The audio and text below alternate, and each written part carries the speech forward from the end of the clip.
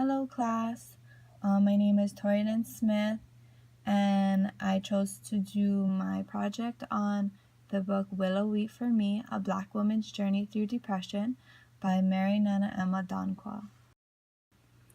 So just to give a brief overview of the book, Meri and her family immigrated to the U.S. from Ghana when she was 6 years old. She talks about how she began having depressive episodes at the age of 22. For many years, she actually denied having depression, and most of this is attributed to her culture and the taboo of even discussing depression in her culture. She battled depression throughout her entire lifetime, so even at the end of the book, there wasn't like I've overcome depression and I no longer deal with it. It was very, this is something that I've learned to cope with on a daily, weekly, monthly basis, and it's something that I have to work through all the time. Like, it doesn't just go away. Meri is African American, she's a woman, and also an immigrant, so those three factors really were barriers to her dealing with her depression. So I wanted to add some interesting facts here. So most of the current published mental health memoirs have been written by white males, and usually of higher socioeconomic status. There's barely any written by people of other races, and especially female. I wasn't able to find very many. And so, these factors alone show how courageous Meri is by merely sharing her story, and especially about a mental illness. So I'm not sure if everyone is familiar with depression and how it's described within the DSM-5. So within the DSM, there's a section for depressive disorders. A depressive episode is a common symptom among all of the depressive episodes. So what is a depressive episode, and what is the diagnostic criteria for a depressive episode? So diagnostic criteria, the first criteria is that you have to have 5 or more of this list of 9 symptoms. So they have to be present during the same 2-week period and represent a change from previous functioning. And at least one of the symptoms is either depressed mood or loss of interest. So I'm not going to go over every single criteria listed here, but some of the ones that I'm able to spot out in what Meri talked about within her book would be, so number 1, depressed mood most of the day, nearly every day, as indicated by a subjective report. So she talks a lot about, she reports a lot of this depressed mood for periods of time. She also talks about number 4, insomnia, not being able to sleep, or even hypersomnia, sleeping too much. She also talks about fatigue, loss of energy nearly every day. She talks about number 7, feelings of worthlessness or excessive or inappropriate guilt. A lot of her guilt had to do with having a child and feeling like she wasn't able to care for her daughter the way that she would have liked to. She does talk about diminished ability to think or concentrate. I think that's about it from the book. But yeah, she definitely had 5. I just pointed out 5, so she definitely had this criteria. So the second diagnostic criteria is that the symptoms have to cause clinically significant distress or impairment in social, occupational, or other important areas of functioning. This was very evident. If we look at social, she talks about how she lost a lot of her friends. We talk about occupational. She does talk about how she lost jobs because of her depression. So yeah, it definitely affected her functioning. And then lastly, the episode is not attributed to a substance or another medical condition. So within the book, Meri talks about, she identifies certain factors that may have increased her susceptibility to having depression. First, she immigrated to the U.S. at a young age of 6. Pretty close to, right after they moved to the U.S., her parents divorced when she was really young. A quote from the book, and the disappointment of that stayed with me in my young adulthood. So it's something that she definitely dealt with even through young adulthood. She talks a lot about abandonment, how she felt abandoned by her parents. Her parents were very strict. There didn't seem to be a lot of emotional attachment. Her parents disapproved of a lot of her decisions and criticized her a lot. In grade school, she did experience segregation and racism. And then a quote from the book: "Depression is anger turned inward. Events of my childhood played a major role in fostering my vulnerability to depression." So she definitely thinks that she, her anger about her parents' divorce, turned inward and turned into depression. That's her view of what could have led her to deal with depression. Another quote from the book: "It is believed that an individual's susceptibility to depressive disorders is usually formed in early childhood, especially with people who have experienced traumatic loss." And the traumatic loss that she talks about is her parents' divorce. So certain themes from the book, she talks about depression being a me disease. So it included a lot of self-criticism, self-loathing, and low self-esteem. She says everything revolves around the perception of self. She had very low self-regard. This is evidenced by her involvement with an abusive relationship. Her daughter's father was very abusive towards her, and she stayed in that relationship for a good amount of time. She talks about constantly moving in and out of a depressive state. So there was never a clear beginning to a depressive episode and never a clear ending. She kind of fluidly moved in and out of depressive state. She talks about how she denied even having depression for many years. And another theme was that she was constantly experiencing loss, whether it was a job, an apartment, because she wasn't getting out of bed and going to work and paying her bills, a loss of friends. So culture and how it relates to family dynamics.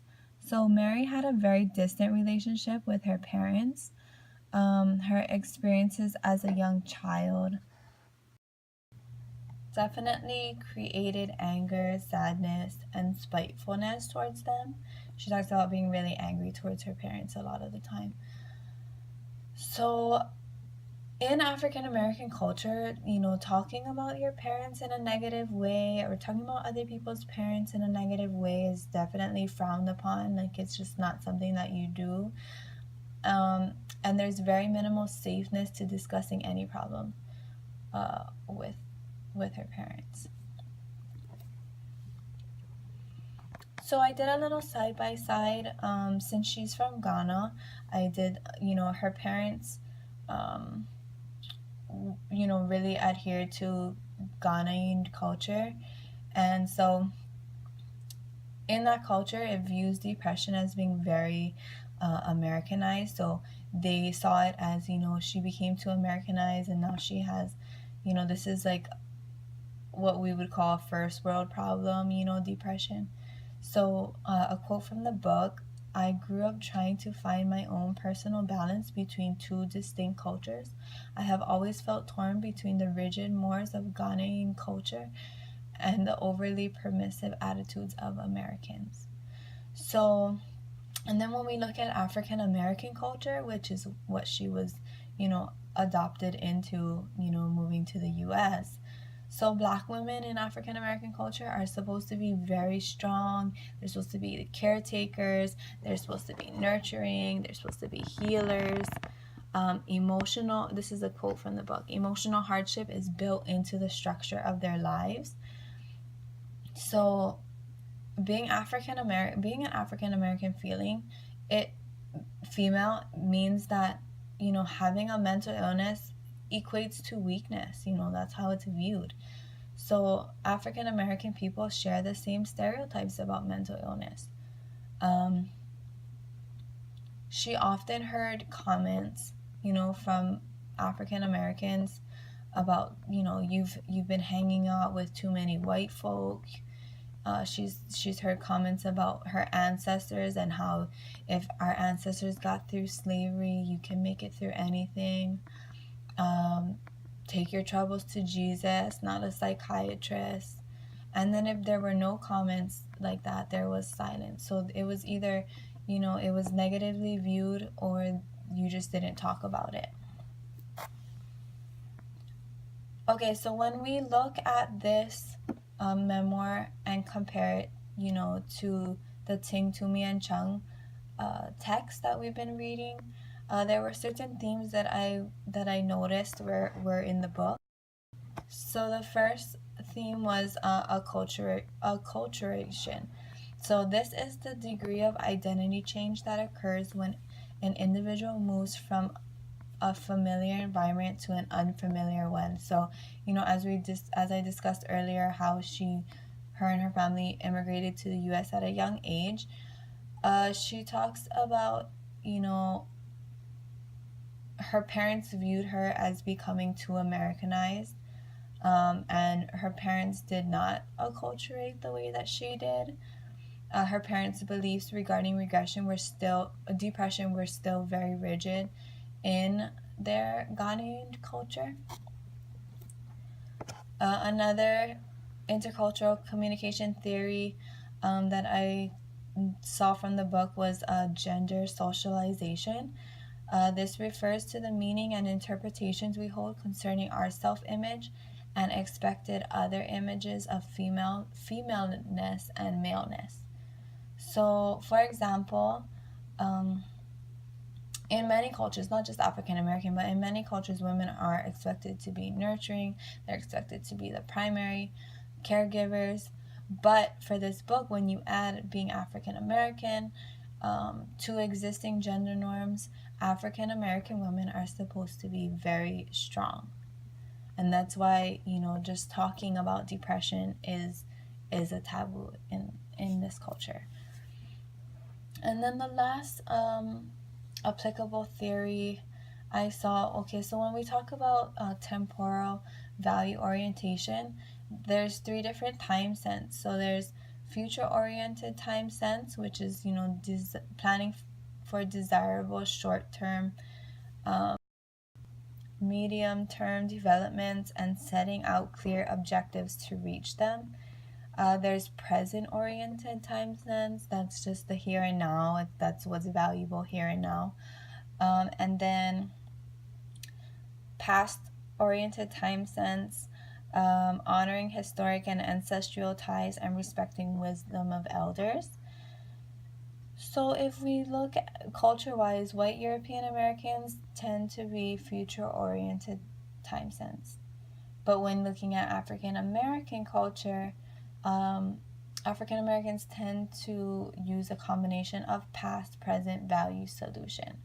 So this means that there is a high importance placed on past events, for example, slavery, and how a lot of her peers and family and friends, talked a lot about slavery and how, if our ancestors could get through slavery, then you should be fine. And so this is why Meri faces criticism about not being able to overcome depression. So as I mentioned, that quote from the book, and then also this sentiment is held by most African Americans, and why strength is highly valued. So in African American culture, strength is very important, and being able to get through things is very important. So I wanted to show you guys a little clip. Terry Williams wrote the book Black Pain. Her, just like Meri, she also is an African American female who experienced depression and was able to write about it. So I'm going to show you guys a short clip. Three of the hardest words to respond to honestly in the English language are, how are you? We lie. I wrote this book because I really wanted to sound an alarm. So many people are in deep emotional pain. For many of us, the pain has become normalized. I think that we don't know what our pain looks like, what it feels like, what it sounds like. I think far too many of us think that we're the only ones and we can't dare show a kink in the armor.